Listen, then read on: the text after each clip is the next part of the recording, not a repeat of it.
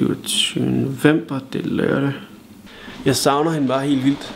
Jeg kan bare huske sidste vinter, hvor jeg bare var sammen med hende, og jeg ved bare ikke. Og så kom jeg til at tænke på, hvordan hun er, og sådan hendes lange lyse hår, og den måde hendes næse er på, men bare den måde hun smiler på, og den måde hun er på, og sådan, men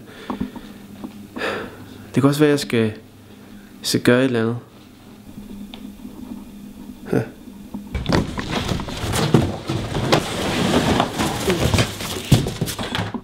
Tandbørste. Kærmælk. Her.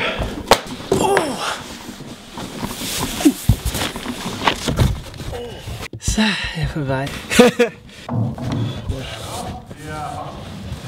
Hold op, så. Den er tung, den her. Hvad er det? Og så sker der noget. Jeg skal på vej til hende. Det er godt. Det er ret vildt det her. Jeg ved ikke lige, hvad der sker.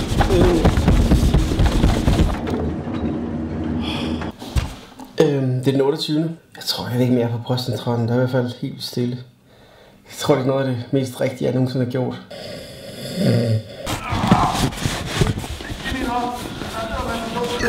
Det tror jeg bliver løftet op nu. Prøv når jeg er fremme. Nu må vi se, hvad hun siger til det her. Så nu sker der et eller andet.